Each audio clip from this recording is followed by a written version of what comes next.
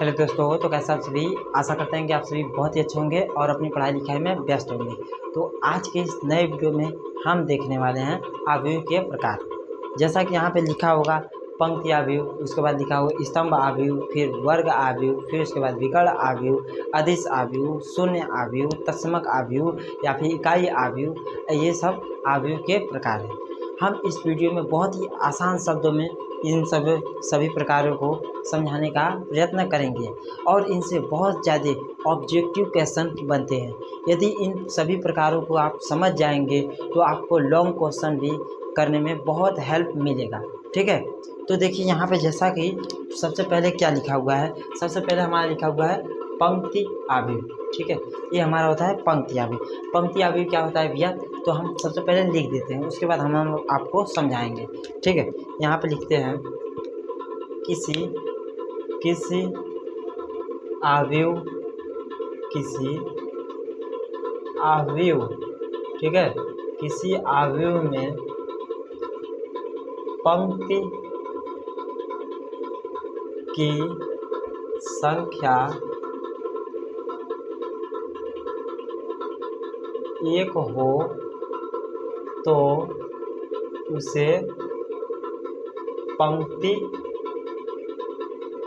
अवयव कहते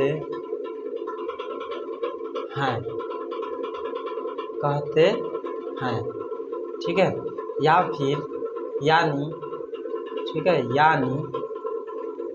यानी या फिर अर्थात जो जैसे वन गुणे एन हो। ठीक है, जैसे कि आप समझिए किसी अवयव में पंक्तियों की संख्या 1 हो तो उसे हम क्या कहते हैं, पंक्ति अवयव कहते हैं या फिर रॉ अवयव कहते हैं।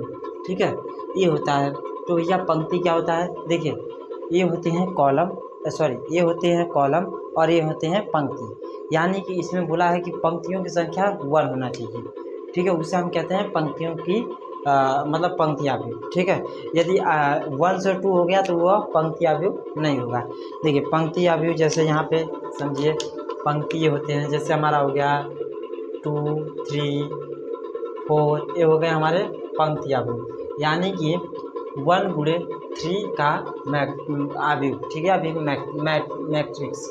ठीक है, और उसके बाद हमारा हो गया यहाँ पे देखिए 2 गुणे 5 का मैट्रिक्स 1 गुणे 2। ठीक है, ये हो गया हमारे, ये होते हैं पंक्ति अवयव। अब हमारे स्तंभ अवयव कौन कौन से होते हैं भैया, तो स्तंभ अवयव को हम समझने का प्रयत्न करेंगे।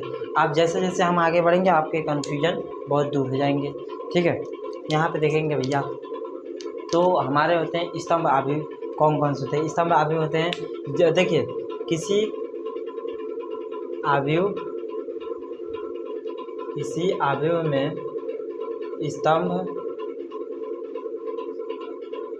स्तंभ की संख्या 1 हो तो उसे हम स्तंभ अवयव कहते हैं। यानी कि आप समझने का यहाँ प्रयत्न कीजिए। देखिए स्तंभ अवयव कौन होते हैं भैया, हम स्तंभ बोले ना, स्तंभ ये होते हैं और पंक्ति ये होते हैं। यानी कि कॉलम कहिए या फिर स्तंभ ये हो गए और कॉलम ये रॉ हो गए। ठीक है, या फिर पंक्ति। तो देखिए इसमें स्तंभों की संख्या 1 होनी चाहिए। स्तंभ जैसे क्या होता है भैया, तो हमारा हो गया 1, 5, 9, ये होते हैं स्तंभ।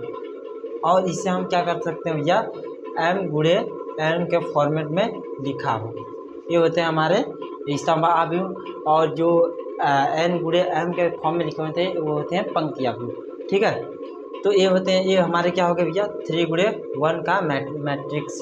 ठीक है, या फिर अवयव।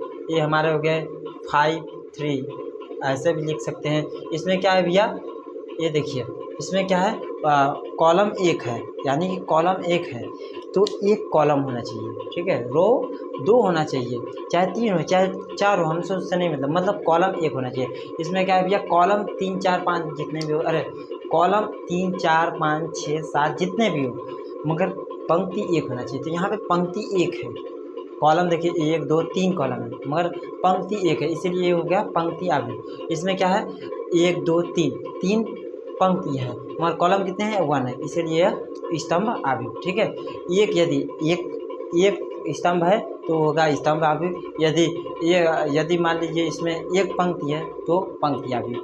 चाहे रो जितने हो, रो से हमसे नहीं मतलब है, अरे सॉरी यार, इसमें देखिए फिर समझने का प्रयत्न कीजिए।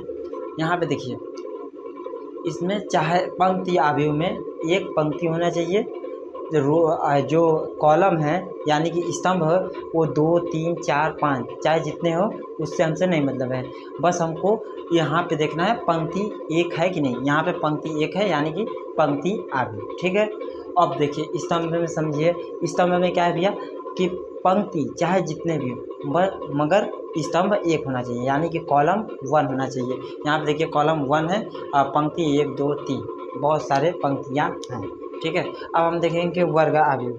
वर्ग अवयव क्या होते हैं, वर्ग अवयव को समझिए। वर्ग अवयव भी बहुत ही सिंपल है। देखिए वर्ग अवयव है हमारे, जैसे कि वर्ग अवयव में पंक्तियों की संख्या बराबर स्तंभ की संख्या बराबर होना चाहिए। ठीक है, पंक्तियों की संख्या और स्तंभों की संख्या यदि बराबर होंगी तो वह हमारे होंगे वर्ग अवयव। ठीक है, आप देखिए समझिए यहाँ पे, जैसा कि यहाँ पे हम लिख रहे हैं, देखिए 2 हो गया, 2 5 9, ये हमारे क्या है भैया वर्ग अवयव, यानी कि वर्ग बनना चाहिए। यहाँ पे वर्ग बन जाएगा, ऐसे करेंगे तो आप वर्ग बन जाएंगे।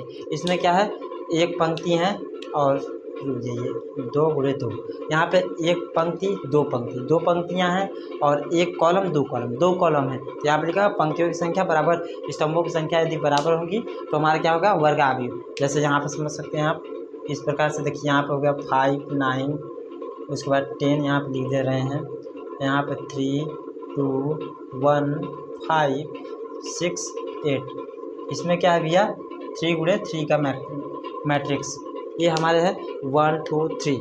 ठीक है, ये क्या है, एक कॉलम दो कॉलम तीन कॉलम है और एक रो 2 रो 3 रो हैं, यानी कि 3 पंक्तियाँ 3 स्तंभ है, इसे हम वर्ग अवयव कह सकते हैं। अब हमारे आते हैं विकर्ण अवयव। विकर्ण अवयव क्या कौन सा होते हैं भैया, विकर्ण अवयव क्या होते हैं। विकर्ण सबसे पहले कहते हैं किसको, विकर्ण को हम समझने का प्रयत्न करेंगे। जैसे देखिए ये विकर्ण है, ये हमारे विकर्ण होते हैं, ये हमारे क्या होते हैं भैया विकर्ण होते हैं। इसमें कौन सा विकर्ण है, इसमें ये विकर्ण है। ठीक है, ये होते हैं विकर्ण। तो अब हम विकर्ण को सबसे पहले लिखते हैं। देखिए किसी अवयव में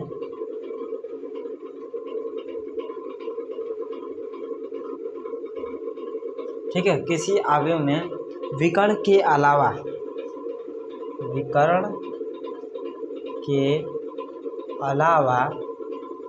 सभी अवयव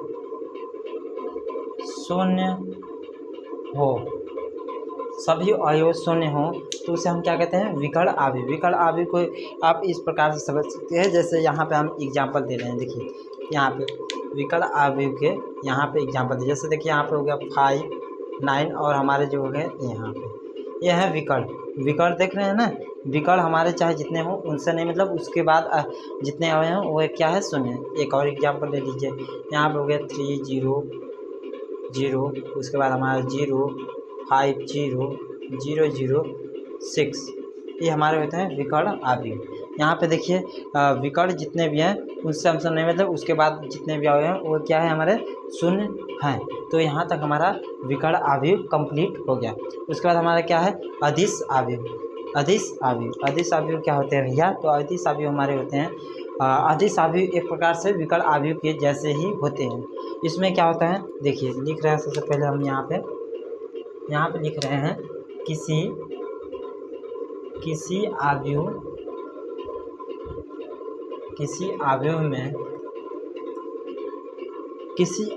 में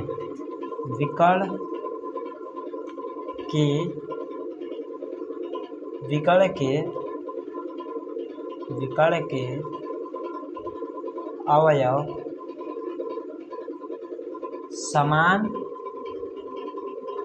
हो तथा सभी अवयव शून्य हो तो उसे हम क्या कहते हैं, अदिश अवयव कहते हैं। यानी कि किसी अवयव में विकर्ण के जो अवयव हैं उनको छोड़कर देखिए किसी अवयव में विकर्ण के अवयव समान होने चाहिए। उसके बाद हमारा क्या है, तथा सभी अवयव शून्य हो।